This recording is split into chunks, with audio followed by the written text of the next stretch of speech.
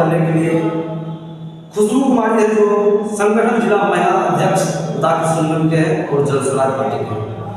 हम आज इससे खास बात करेंगे जन स्वराज को करके। सबसे पहले मैडम आपका मेरे चैनल में बहुत बहुत स्वागत है। धन्यवाद, बहुत स्वागत। सबसे पहले तो मैं एमडीपी न्यूज़ चैनल को बहुत बहुत धन्यवाद दूंगी कि उन्होंने मुझे इस लायक समझा कि मैं कुछ बोल सकूँ, और सारे दर्शक को भी मैं बहुत धन्यवाद दूंगी क्योंकि एमडीपी न्यूज़ चैनल को सुनते हैं।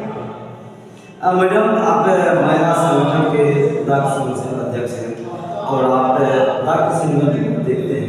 अभी जनताओं के बीच जा रहे हैं प्रशांत किशोर जी की 5 मुख्य कार्य जो है उसको लेकर क्या सब चर्चाएं तो बहुत चर्चाएं होती है। 5 कार्य, तो ये जो 5 मुख्य प्रशांत सर का एजेंडा है, प्रशांत जी का एजेंडा है, इन पर तो हम लोग चर्चाएं करते हैं। इसके अलावा भी बहुत ऐसी समस्याएं हैं। कई बार क्या होता है कि जब मैं ऐसे रूरल एरिया में जाती हूँ, ऐसे क्षेत्र में जाती हूँ, क्योंकि महिलाओं के बीच मेरा काम होता है, महिलाओं के साथ काम होता है, तो महिलाएं वो बहुत बड़ी बड़ी बातें नहीं समझती, तो फिर उन्हें छोटे मुद्दों से समझाना पड़ता है, छोटी बातों से समझाना पड़ता है। मैं उन्हें बहुत राजनीति के बातें कहूँ, बहुत राजनीति के मुद्दे बताऊँ तो वो नहीं समझ पाती है। तो चर्चाएं मैं इन बातों पे भी करती हूँ कि प्रशांत जी के आने के बाद क्या क्या होगी, और शुरुआत में उन बातों से करती हूँ कि उनका क्षेत्रीय प्रॉब्लम क्या है। अगर प्रशांत सर आते हैं, उनके लीडर्स हैं, हम लोग में से कोई भी लीडर्स आते हैं हमारे क्षेत्र में, तो हम लोग उनकी जो मुख्य छोटे छोटे जो समस्याएं हैं उन पर हम लोग काम करेंगे। इस बात से उनको मोटिवेट करते हैं और वो खुश भी होती है। जब महिलाएं सब दिक्कत भी होती है समझाने में, कितना परेशानी होता है? बिल्कुल समझा, बहुत दिक्कत होती है, परेशानी होती है समझाने में। पहली बात तो महिलाएं घर की जिम्मेदारी ज़्यादा निभाती है, तो सबसे पहले उनको लाना ये बहुत बड़ा चैलेंजिंग होता है। किसी को खाना बनाना है, खेत जाना है, बच्चे संभालना है, गार्जियन से इजाज़त लेनी है, और जब वो इन सब चीज़ों को हम लोग कहते हैं, ये बाधाओं को जब जान कर पार करके उनको एक जगह बैठाते हैं, फिर उनको समझाने में उनके भाषाओं में भी समझाना पड़ता है, क्योंकि ज़्यादातर तो आप भी जान रहे हैं कि ज़्यादातर हम गाँव और ग्रामीण क्षेत्र में जाते हैं, फिर उनके भाषाओं में समझाते हैं। चैलेंजिंग होता है, पर एक चीज़ है, मैंने पहले भी बोला, अच्छा पॉजिटिव ये है, एक बार वो समझ जाती है तो फिर वो समझ गई।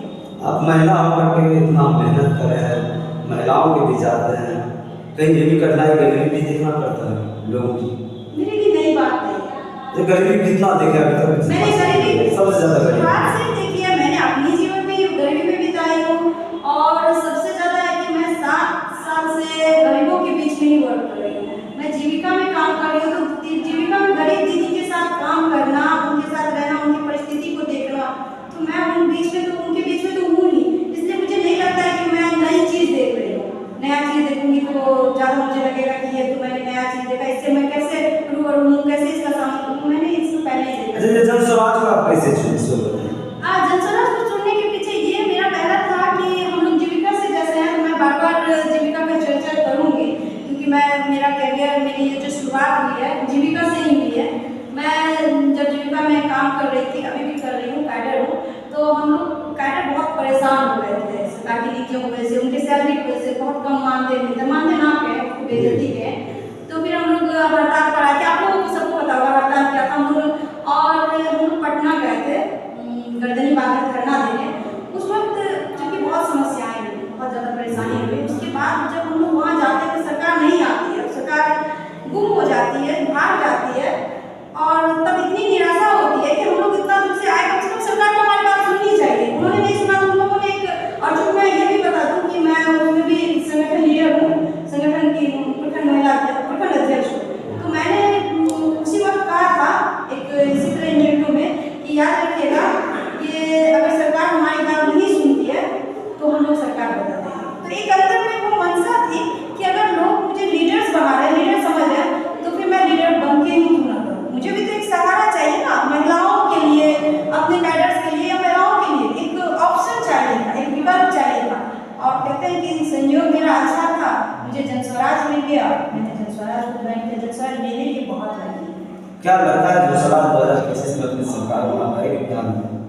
मुझे तो लगता है कि जन स्वराज सबके दिन में 2025 में घर बना लेगी। बिल्कुल जी बिल्कुल लगता है। लोगों के बीच चर्चाएं चल रही है। बिल्कुल चर्चाएं चल रही है। मैं आपको इसका एक उदाहरण दे रही हूँ, लोगों के बीच नहीं, आप खुद समझ जाएंगे।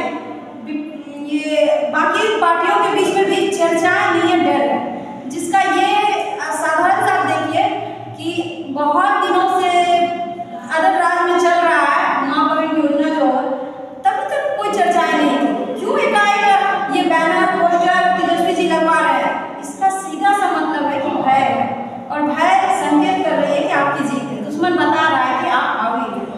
आपके विपक्षी तो कह रहे हैं कि बीटी में परेशान थे। ये तो बहुत अच्छी बात है, मेरे नजर में तो खुशी की बात है।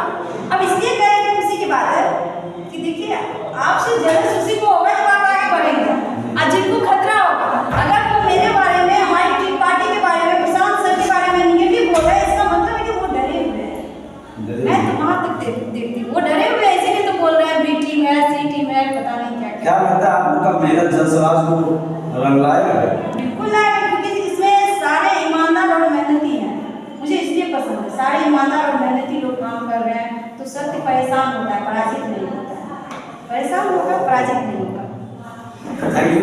मेरे साथ खुशबू कुमारी थे जो जलसराज के महिला अध्यक्ष उदाकी सुरगन है, महिला सेल के अध्यक्ष हैं, जिन्होंने अपना वक्त इस समय दिए हैं।